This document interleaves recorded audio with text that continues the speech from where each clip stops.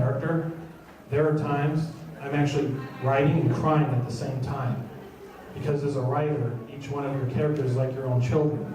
And when you kill off a character, you feel like you're killing your own child in a sense.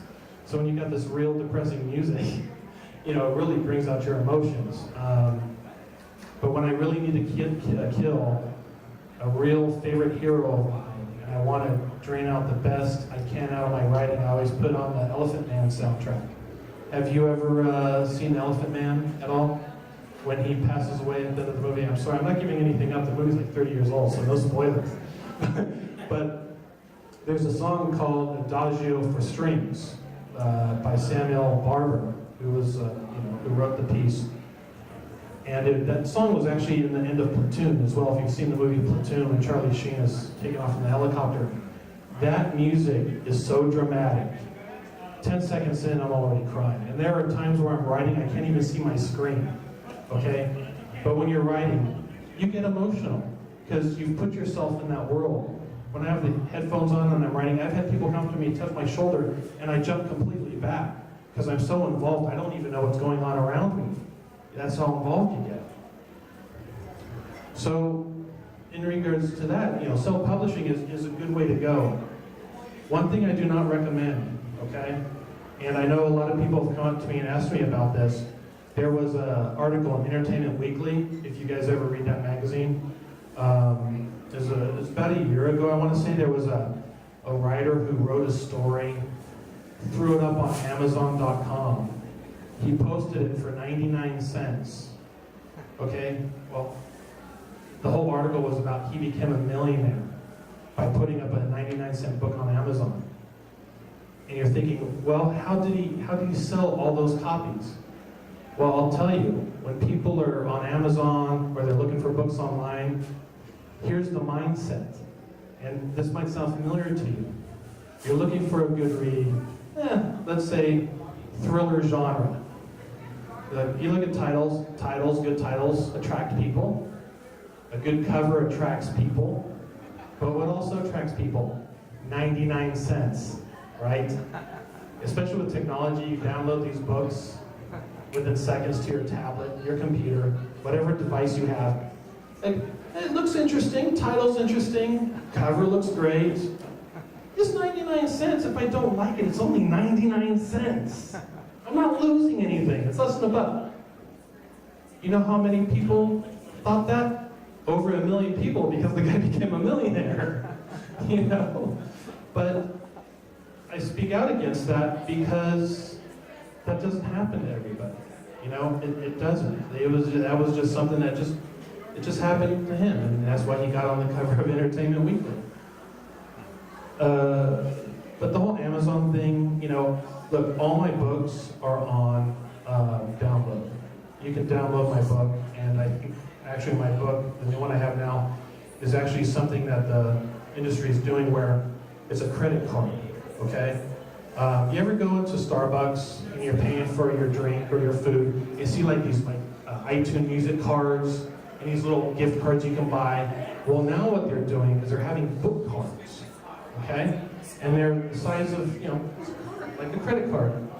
And what it has is the cover of your book on it, so people can see it, and they buy the card, and they take the number in the back, they type it in, and they get a free download of the book, like I'm doing now. But when they buy it at the store, and then they download it on their device. So that's something that's happening as brand new. I don't know how long it'll last because all the Barnes and Nobles are closing, basically, because the book industry is going the way of the music industry, believe it or not. Everything's becoming download, and it's kind of sad because there's nothing like touching a book. This might sound weird. Smelling a book, feeling a book, you know what I mean? I don't go around my house smelling all my books, but I'm just saying there's something to having that feel in your hand. It's more intimate than just downloading and reading it on the screen, right? So, that's happening, and in the self-publishing industry, they're going to be doing a lot of that as well. But just writing a book and throwing it on Amazon is not the way to go, okay? If you're going to do a book right, find someone who will do it in download form, who will do it in paperback, and who will do it hardbound. All three types, okay? And it's not difficult to find. And you need to find someone who's going to do a professional job for you, okay? I've had friends, come up to me and like, hey Dave, just check this out, check out this book. Okay. And I see that they wrote it because their name's on the title, on the book. And they go, what do you think? And I'm like, well, the cover's shoddy, the material's crap, who did this for you? Create Space. Okay, Create Space, okay? They don't do top quality stuff, so you have to find someone who's going to do a top quality job for you. And one thing about the self-publishing industry is when you're doing that, they're working for you. You tell them what you want, how you want it done. You tell them the fonts, everything, the formatting. You do everything yourself, okay? And I recommend that because the chances of doing it the traditional route, especially now, is almost impossible. I forget the name of the writer. I wish I remembered their name. Very popular in the 80s. Loads of books out there. They were thrillers. Traditional. Had contracts to big publishing houses. Once the self-publishing took off, the person went self-publishing right off the bat. Movie stars who can't get a book deal do self-publishing. Okay? There's no stigma in it anymore. Okay? For me, I was fortunate. Right out of college, I got the shot of a lifetime. Working for who I just previously mentioned. And because of that it's the only reason why I can get contracts today, because I have a history.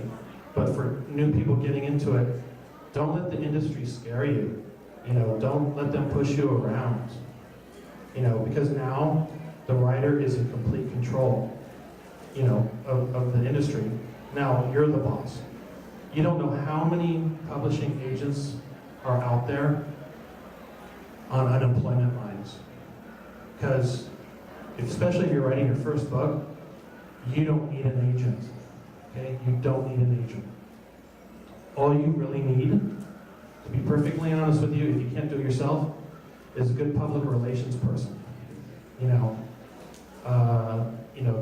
To be able to get you inside conventions, maybe think of new ways of advertising, to put your name out there besides just the internet.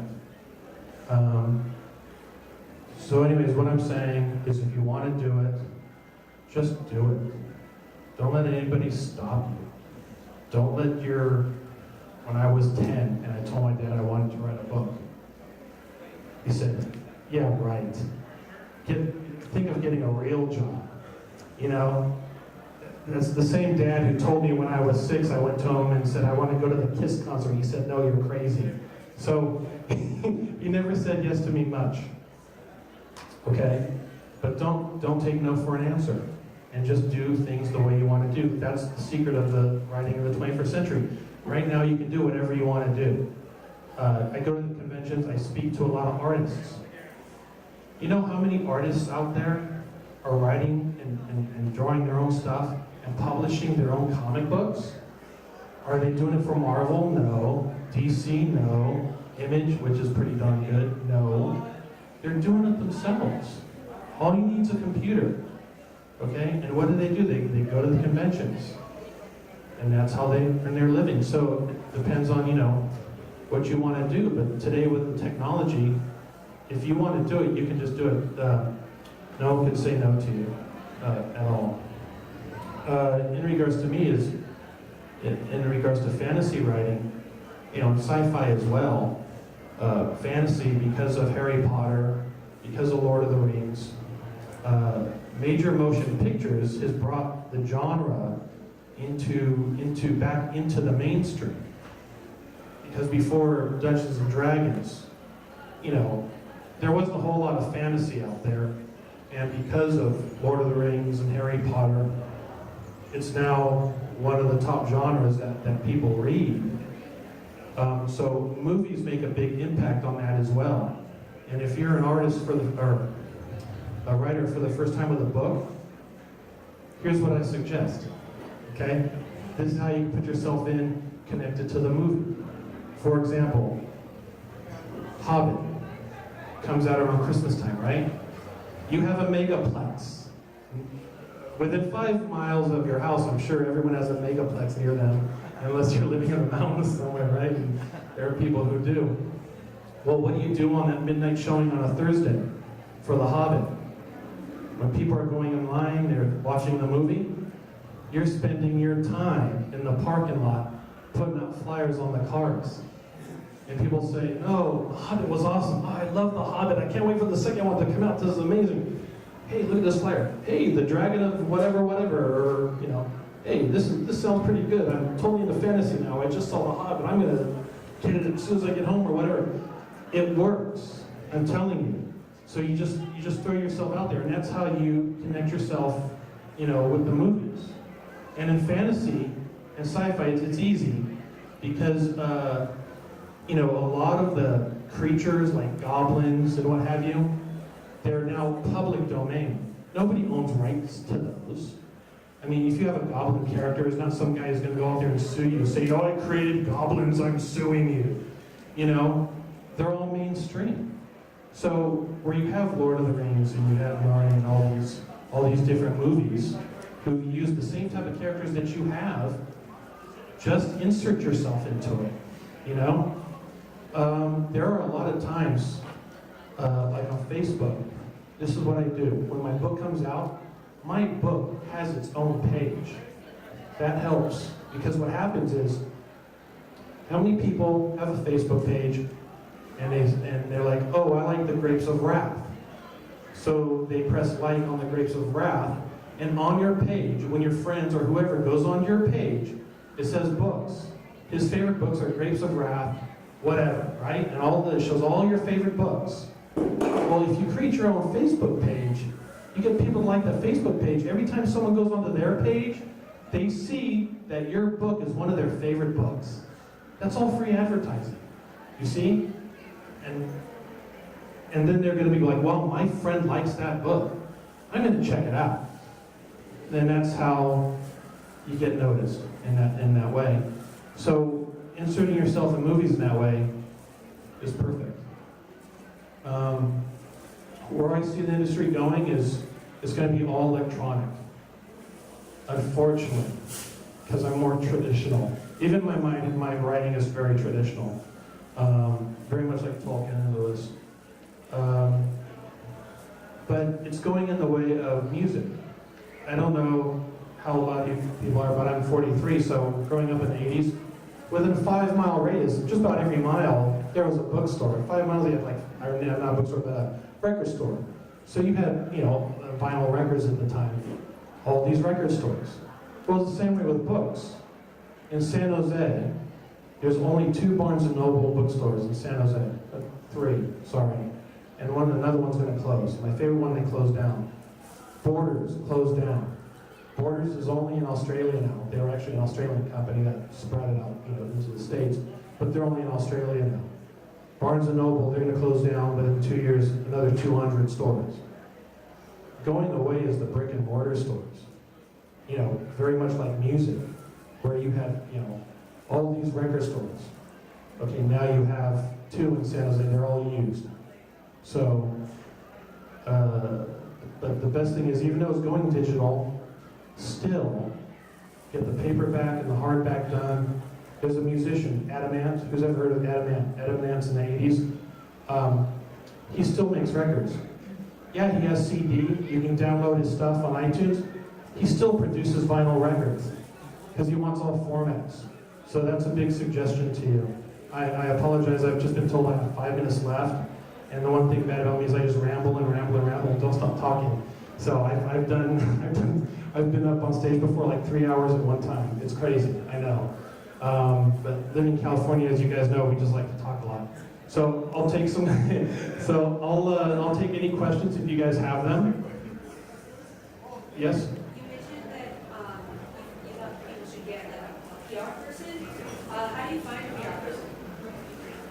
Well, that can be difficult, but there are a lot of sites that you can go on some freelance sites. There are freelance PR people out there. My PR person is a freelance person.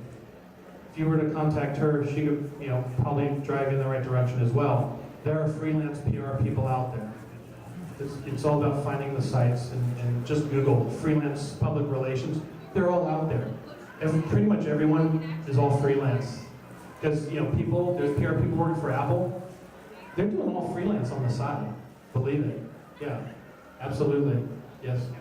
Yeah, there's tons of different self-publishing websites. Do you have any recommendation on a good one? Because, they all have different deals and it's very complicated. I mean, trying to figure out what's the best. Yeah, all I would say, because I don't have a lot of experience in the self-publishing, just, from what my friends experienced, from what I've studied, I would stay away from Amazon unless it's direct to electric. If you're just doing the download stuff, then Amazon's okay. If you don't plan on paperback or hardbacks. CreateSpace is not very good either, because they don't do a professional job. There's a publishing agency that's local that you might want to try, that'll publish your stuff for pennies on the dollar, I'm sure, called L3 Publishing. And the lady there is very good. She actually promotes your stuff for you. So to answer your question, she also helps PR and puts your book out there at fairs and other places as well. So L3 Publishing is very good. It's local as well. So you can actually have coffee with those people and talk about your stuff instead of being on Skype. Anything else? Going once, going twice. Three times. Yes, sir.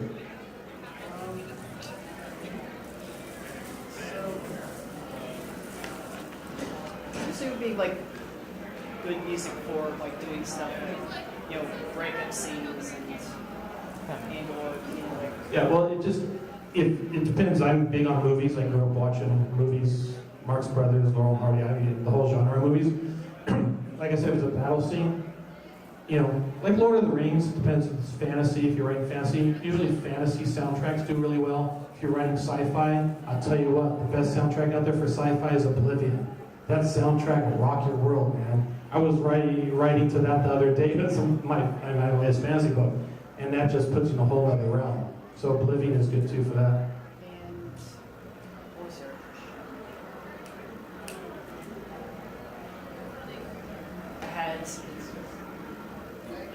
That's okay. When you remember I'm at the table, I love talking, as you can see.